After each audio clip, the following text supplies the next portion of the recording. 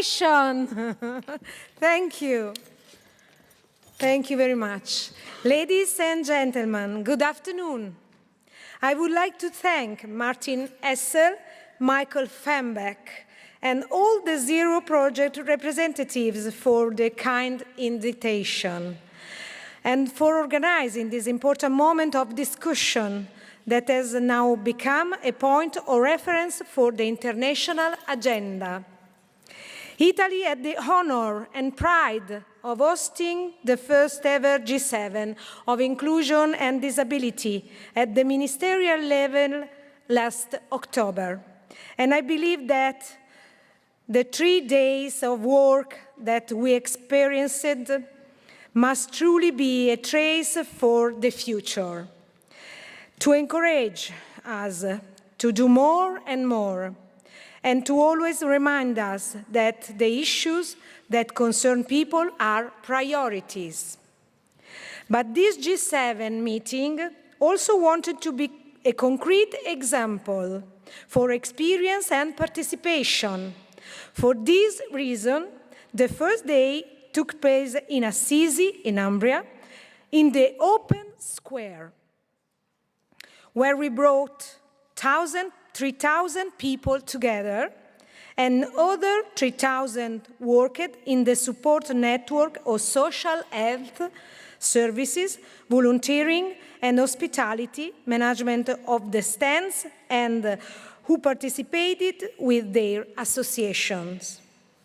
It was also a great challenge for accessibility, because those who know Assisi are aware that it is characterized by a large difference in height. It is a beautiful and historic city. We overcame the problems related to the accessibility thanks to many associations that made themselves available to transport persons with disabilities from the parking areas located below up to above the square.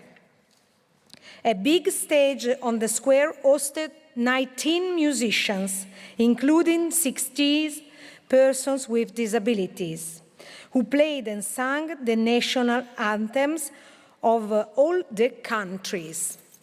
The minister went up onto the stage, as well as some persons with disabilities, testimonials who share their stories of strength, of challenge, of life.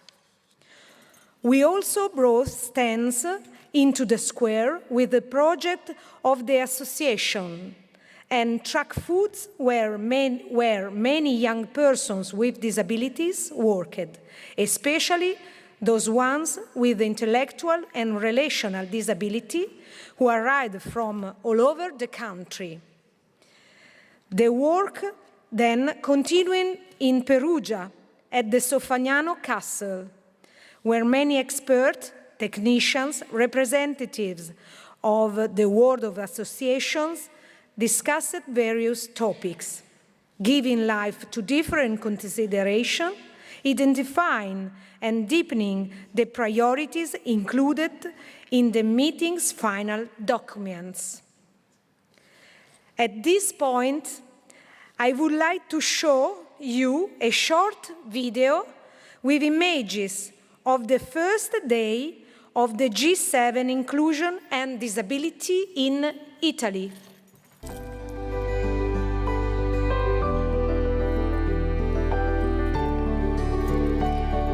The video shows people on the stage, people in the stands. È un pezzettino indispensabile. Se manca il supporto di qualcuno, quel progetto meraviglioso. People with hugs, people and minister take hand of person near him or her. And disability people who dance, have music, sing a song, and service and cooking for minister. This is a very presence for our disability people, in a ministerial meeting on inclusion and disability, had the delegates of G7 members sign the so-called Solfagnano Charter with 8 priorities. Among these priorities, there are work inclusion, innovative projects and services, autonomy and independent living, but also the development of artificial intelligence and new technologies, as well as the protection of persons with disabilities in climate and humanitarian crises, conflicts and wars.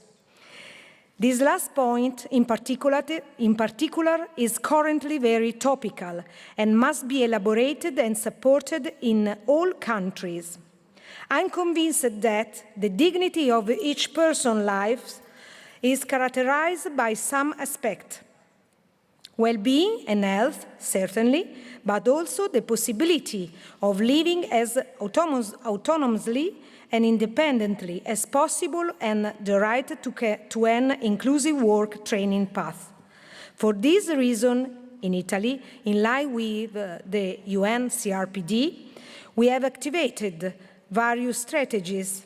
First of all, the historic reform of disability, entered into force in 2024, that began with an experiment and that revolutionizes the method of evaluating disability and introduces a new tool that we call the LIFE Project.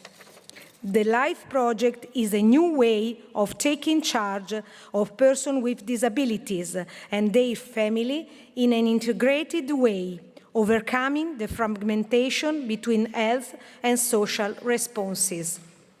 Today, more than ever, we need to send strong and shared message to support each other, to be able to spread a new vision, to see the potential in each person and not the limits, to enhance talents and skills in every area.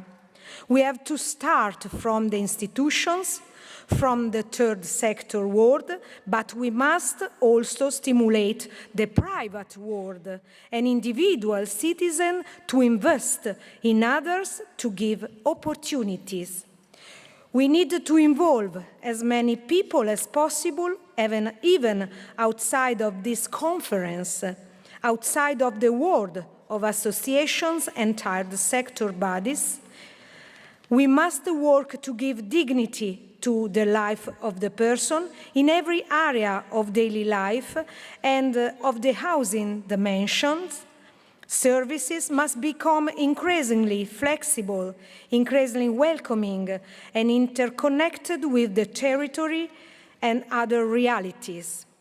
I think that everyone has the right to live their life to the fullest and meaningfully participate in all its aspects from a civil, social, and political point of view.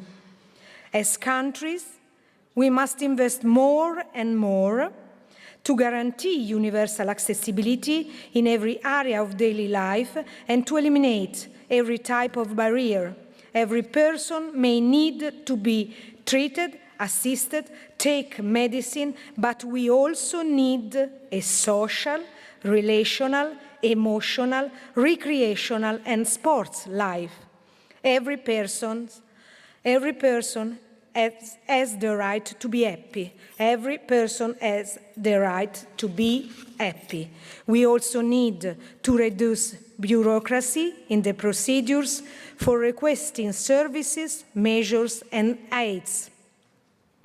We need to guarantee persons with disabilities and their families target and personalized support.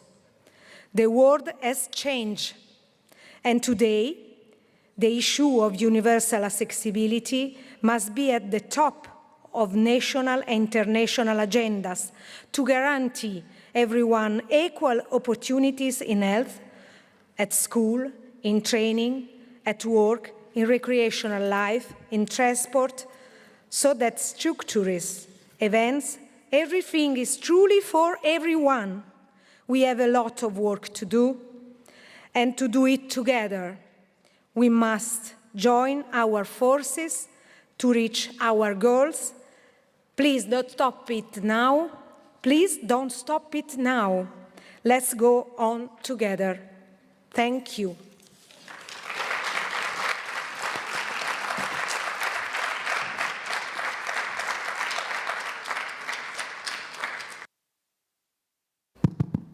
Thank you so much, Honorable Minister.